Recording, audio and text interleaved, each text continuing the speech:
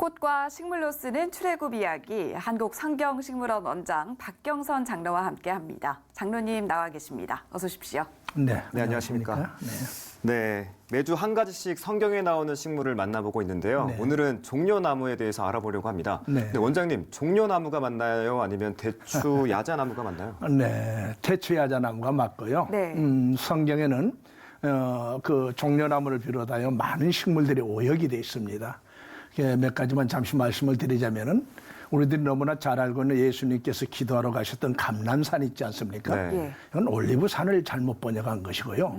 감람나무도 올리브나무를 잘못 번역한 것입니다.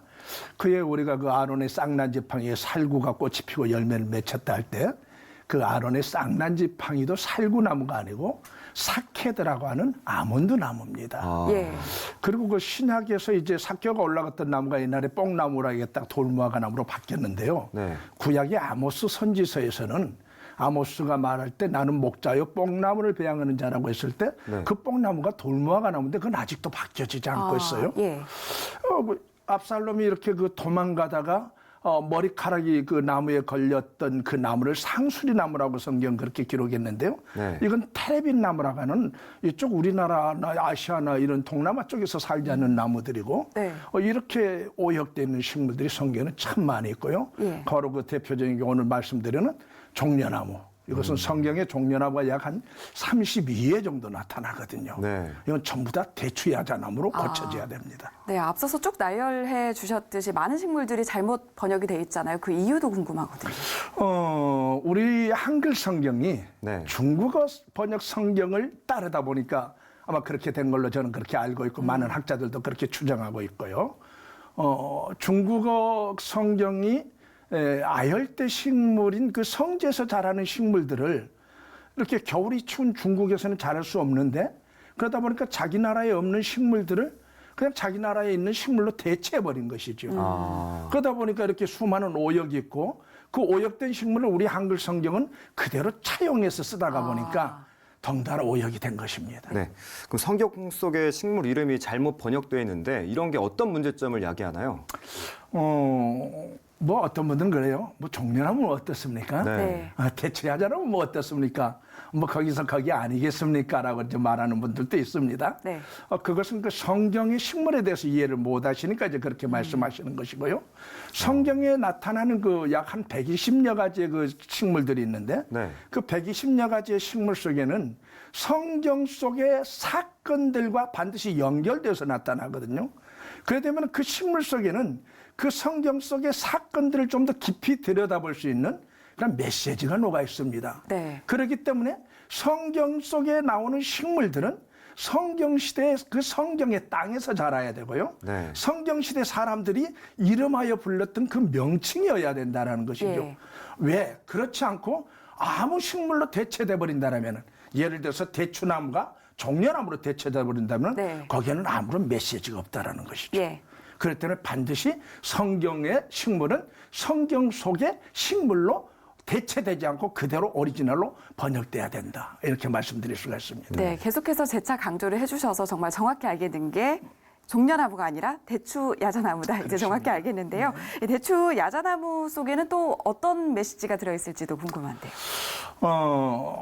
대추야자나무에 대해서 우리들이 그 어떤 메시지가 녹아있는가 한번 좀 알아보기 시작하면요. 대추야자나무는 이스라엘 백성들이 그 출애굽하는 광야 엘림에서 만나거든요. 네. 거기에 보게 되면 이제 출애굽기서에 보게 되면은 엘림에는 물샘 12개와 종려 70그루가 있었다라고 이렇게 나오거든요. 네. 거기도 역시 종려나무로 이렇게 오역돼 있단 말이죠. 대추야자나무로 예. 이제 번역이 돼야 되는 것인데, 자 광야 40년 동안 그 출애굽 과정에서 광야 생활하는 이스라엘 백성들에게 광야에서 가끔씩 만나는 대추야자나무는 그 오아시스 근처에 자라기 때문에 네. 물이 있다라는 것을 알려주는 아주 고마운 식물이죠. 네. 그래서 광야 민족 이스라엘 백성들에게 대추야자나무가 저 멀리서 보인다 그러게 되면 야 이제 물을 실컷 먹을 수 있겠구나라고 자기들에게 희망을 주는 아주 네. 그 고마운 식물이었던 것이죠. 이 대추야자나무를 히브리어로 타마르라고 합니다.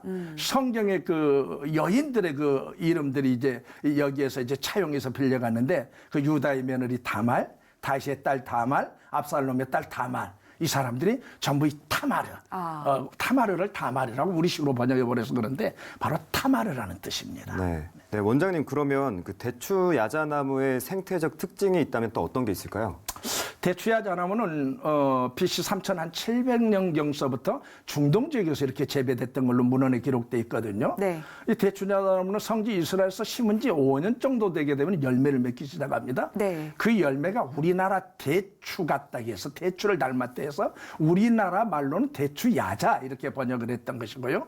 우리나라 왕대추보다도 아마 클 것입니다. 달기는 한 20배, 30배 정도 달지 않을까. 네. 그래서 가나안 땅에 젖과 꿀이 흐르는 땅이라 할 때 그 꿀을 유대인들한테 물어보면 벌꿀이냐 이렇게 물어보면 아니다. 대추 야자나무를 농축시킨 타마르 열매를 농축시킨 바로 드밭이라고 얘기합니다. 그 꿀이다라고 그들은 얘기를 하고 있습니다. 자, 심은 지 5년 되면 열매를 맺기 시작하는 이 나무가 완전히 다 자라서 성목이 되기까지는 네. 30년이라는 시간이 걸립니다. 네. 30년 30년 동안 자라는 나무가 한 작게는 한 15m에서 한 25m까지 높이 자랍니다.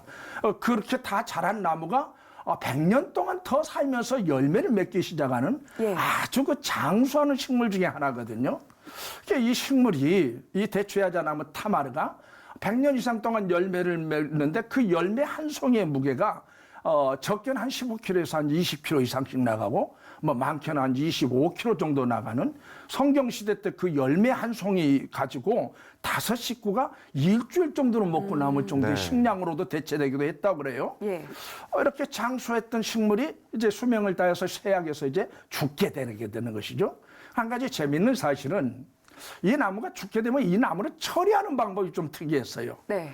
구루타기에서 그 나무를 잘라냅니다. 잘라낸 나무를 또 적당히 잘라가지고 한 군데 쌓아서 불을 피워서 그 나무를 사르게 되는 것입니다. 네. 그래 되면 나무가 다 타고 나면 뭐가 남습니까? 채가 남지 않습니까? 근데 얼마 지나지 않아서 그 나무가 타마르 나무가 타고 나는 그 잿더미 속에서 다시 새싹이 솟아 올라오는 것이죠.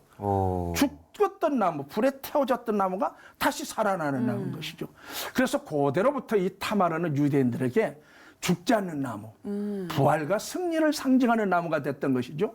그래서 그런지 이 타마르의 학명이 피닉스라는 불사조라는 학명이 들어가 있어요. 네. 피닉스 닥틸리페라이라고 하는 학명을 가지고 있는데 이 피닉스를 헬라어로 포이닉스라고 그랬습니다. 불사조를. 네. 그런데 이 타마르 대추야자 나무를 헬라어로 포이닉스라고 합니다. 지금도. 예. 그래서 포이닉스 죽지 않은 나무, 죽었다가 다시 살아나는 나무.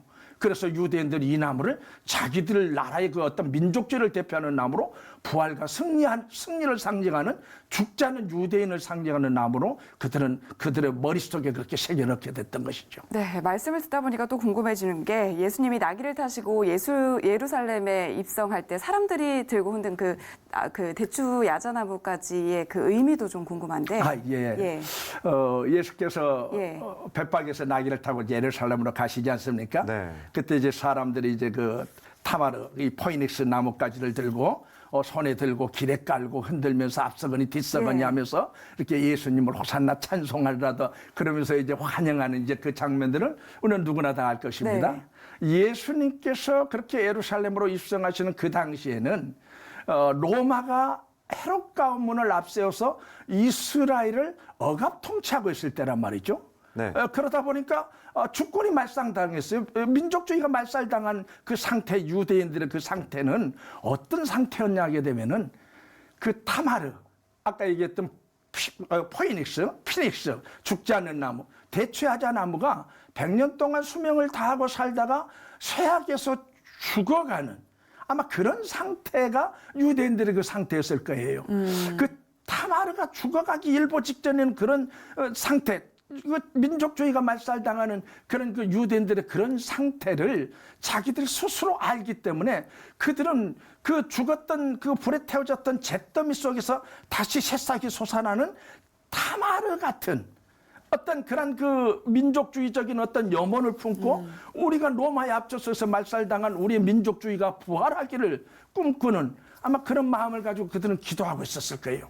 그런데 마치 그때 스가랴서에 예언되는 스가랴서 9장 9절에 예언되는 말씀처럼 이스라엘의 구원할 왕이신 그 메시아 구원자처럼 예수께서 나귀를 타고 오시는데, 스가랴서에도 나귀를 타고 오시는데 그 왕으로 오시는 분은 어린 나귀 새끼를 타고 온다는데 네. 바로 어린 나귀 새끼를 타고 오시는 게 이게 딱 보니까 야 이거 우리를 구원할 메시아, 스가랴서에 예언되는 메시아가 아니냐. 아 맞다, 확실하다. 예. 이분이 우리를 구원하신다. 좋다, 이제는 우리는 로마의 압제에서 이제 벗어날 것이다. 로마에서 우리는 해방될 것이다. 더 로마를 물리칠 수 있을 것이다. 예. 이제 우리는 살아났다. 이 타마르까지가 잿더미 속에서 다시 살아난 것처럼 우리도 이제 살았다. 이제 이런 어떤 그들의 간절한 어떤 염원과 소원과 소망을 거기에다 다 담고 그 나뭇가지를 들고 흔들었던 것이죠. 그러니까 말씀을 들어보니까 유대인의 그 민족주의가 대추 야자나무까지에서 다시 살아났다, 이렇게 좀 의미를 좀 풀어볼 수 있을 것 같은데요. 네, 그렇습니다.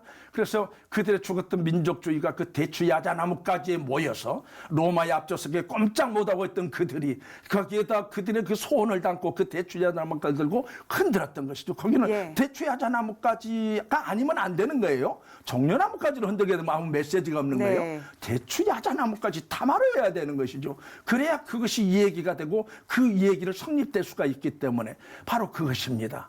그래서 이처럼 이 성경의 식물들을 우리들이 이렇게 쭉 보게 되면은 그런 그 메시지들이 이렇게 녹아 있어요. 네. 그렇기 때문에 그 성경에 나타나는 그 식물들은 성경 속에, 성경 시대의 사건 속에 나타나는 식물들은 성경 시대 사람들이 부르던 그 이름 그대로 오리지널이 아니게 되면은 네. 아무런 메시지도 기대할 수가 없게 된다는 것이죠. 네. 한 가지 제가 좀 말씀을 드리는, 우리 제주되는 그 성경식물원에 많은 목회자분들, 성도들이 오시게 되거든요. 그분들하고 우리가 이 타만에 대해서 이렇게 우리가 엘림이라는 그 정원을 만들어 놓고 거기서 제가 이제 말씀을 나누는데, 그래서 말씀을 이렇게 나누다 보게 되면은 우리들이 거기에서 묵상해야 될 것이 하나가 딱 있더라고요. 어떤 네. 것이냐 그러게 되면은 유대인들이 부활과 승리를 상징하는 타마르 나무까지, 포이닉스 나무까지를 들고 예수님이여 우리를 구원하여 주시옵소서, 저 로마를 물리치고 로마의 압제에서 우리를 구원할 장신은 우리를 구원할 전쟁의 왕이시오, 그 정치적인 메시아이기를 그들은 간절히 바라면서 그 부활과 승리를 상징하는 포이닉스까지를 흔들었는데 예수님은 아무 말씀 안 하시고 성전 안으로 들어가셨어요. 예. 네. 그래서 성전에 양을 팔고 비둘기를 팔고 동전을 바꾸고 하는 이 사람들, 장사꾼들의 상을 엎으면서 성전을 만민이 기도하는 하나님의 집이라면서 깨끗하게 청소하시잖아요. 네. 그리고 얼마 있다 예수님은 인류의 죄를 짊어지시고 십자가를 지시고 골고다 언덕에서 피 흘려 죽으셨다가 사흘 만에 무덤 속에서 다시 살아나시잖아요. 지금 유대인들은 예수를 메시아로 인정하지 않고 있잖아요. 그들은 지금도 통곡의 벽에서 아직도 메시아가 오시지 않았다 해서 스가랴서 예언되는 메시아를 오시기를 하나님한테 기도하고 간구하고 있는 그 유대인들의 그 모습들을 우리는 많이 이스라엘 가게 되면 볼 수가 있거든요. 그런데 하나님께서는 예.